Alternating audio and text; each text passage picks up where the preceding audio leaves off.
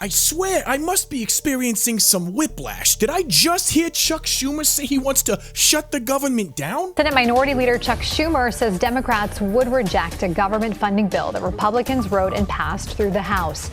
Without a new funding law before Friday at midnight, the government could face a shutdown.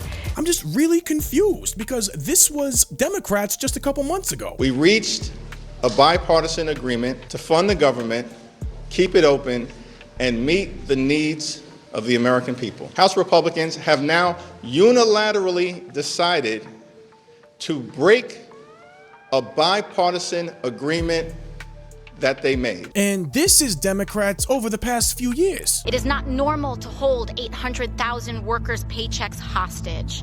It is not normal to shut down the government when we don't get what we want. Our troops deserve better.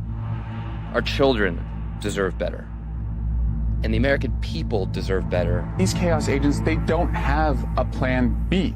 They just want to see everything burn. Shutdown is an extremist policy designed to appeal to an extremist base and hold the whole country hostage. It just cracks me up, man. We're supposed to believe this is the face of an honest politician. 212 Democrats voted against the spending bill, nearly directly across party lines, which is interesting because it's almost an exact reverse of 2023. Wait, is that a Republican right there? Of course it's Thomas Massie. Now here's the other thing a lot of people aren't telling you about this bill. In the FRA that passed a couple years ago under Kevin McCarthy, the deal that was cut between myself and others on the Rules Committee was that if you will guarantee a 1% cut in spending on any CR that goes past April 30th and put that into law, use the sequester language and put that into law, then we would raise the debt limit or suspend the debt limit for a period of time.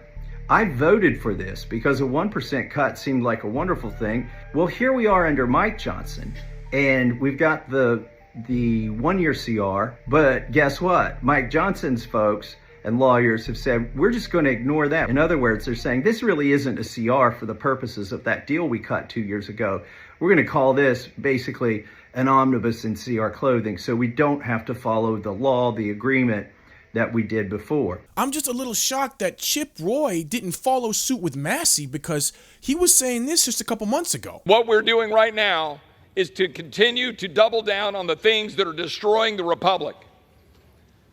We are going to increase the debt ceiling, not just $4 trillion, that's false. We have spent $4.7 trillion in additional debt in the last 19 months.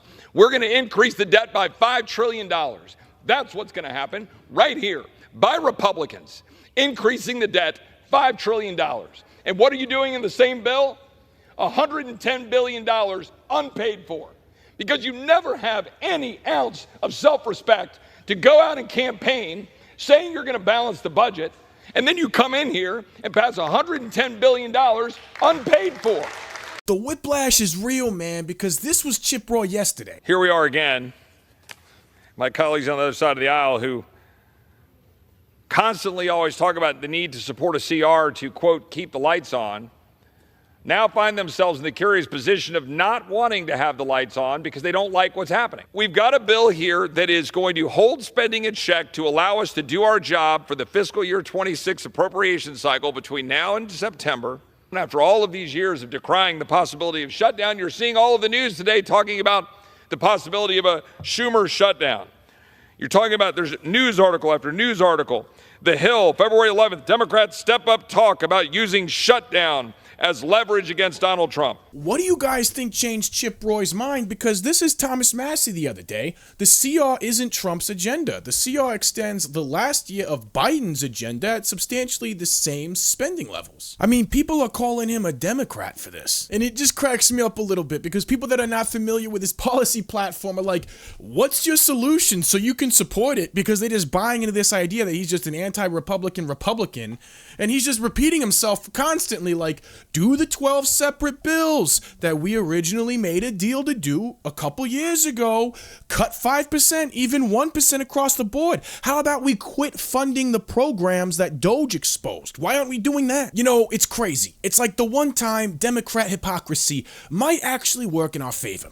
Think about it for a second, guys. We've got Doge constantly exposing the waste, fraud, and abuse. Everyone is so scared of a government shutdown. What do you think's going to happen right now when everyone is so poised to be looking at government corruption, looking at government waste and abuse? The federal government shuts down selective services. Doge keeps exposing the waste while we're not spending the money on it.